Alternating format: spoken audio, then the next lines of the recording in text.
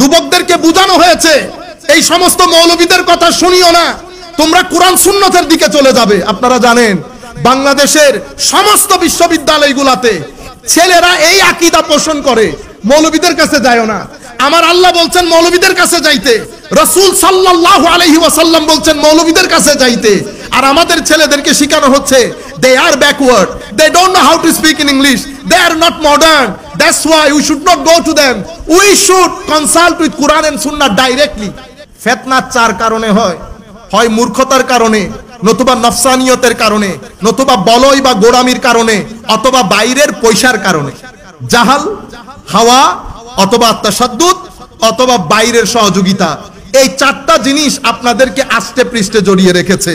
আমাদেরকে অনেক আগে হযরতে রাসূল পাক সাল্লাল্লাহু আলাইহি ওয়াসাল্লাম হাদিসে পাকের মধ্যে ইরশাদ করছেন, এটা হযরতে আব্দুল্লাহ ইবনে মাসউদ রাদিয়াল্লাহু তাআলা আনহু কর্তৃক বর্ণিত। উনি বলেছেন শরীয়তের দৃষ্টি তিনটা। কোরআন, কোনো কিছু কোরআনে খুঁজবো, না পেলে হাদিসে। আচ্ছা আমি কি কোরআনে খুঁজতে পারবো? আমি পারবো? বুঝতে পেরেছেন? আমাকে কাদের কাছে যাইতে হয়? আমার উস্তাদদের কাছে।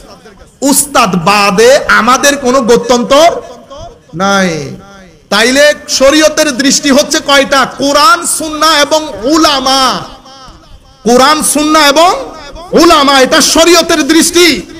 যুবকদেরকে বোঝানো হয়েছে এই সমস্ত মৌলবীদের কথা শুনিও না, তোমরা কোরআন সুন্নতের দিকে চলে যাবে। আপনারা জানেন বাংলাদেশের সমস্ত বিশ্ববিদ্যালয়গুলোতে ছেলেরা এই আকীদা পোষণ করে, মৌলবীদের কাছে যায়ও না। আমার আল্লাহ বলছেন মৌলবীদের কাছে যাইতে, রাসূল সাল্লাল্লাহু আলাইহি ওয়াসাল্লাম বলছেন মৌলবীদের কাছে যাইতে।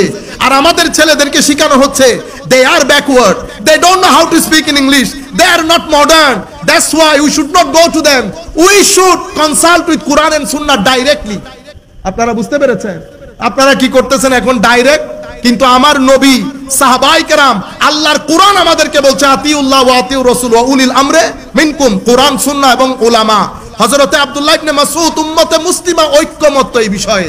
কোন উলামা যদি একটা মত দেন এটাকে আমরা কিয়াস বলি, সমস্ত উলামা যদি মত গ্রহণ করেন এটাকে আমরা ইজমা বলি। আলটিমেটলি ব্রডারলি স্পিকিং আমরা এটাকে বলি কোরআন, সুন্নাহ এবং উলামা। কেন? কারণ উলামা জমিনে আল্লাহর পক্ষ থেকে বিশেষ রহমত, তাদের মাধ্যমে কোরআন এবং সুন্নতের মাসআলাগুলা হল হয়। কোরআন এবং সুন্নাহ প্রত্যেক শতাব্দীতে জিন্দা থাকে আল্লাহর এই সমস্ত মর্দে হকগুলার মাধ্যমে। মনে রাখবেন হযরত আব্দুল্লাহ ইবনে মাসউদ বলেছেন কোরআন সুন্নাতে যদি না পাও তো কোথায় যাব? তো কোরআন সুন্নাতে না পাইলে ফালিয়াকদি বিমা কুদিয়া বিহিস সালিহুন, তো তোমার এলাকার উলামায়ে কেরাম যে বিষয়ে মত দিয়েছে সেই বিষয় গ্রহণ করো। আপনারা বুঝতে পেরেছেন?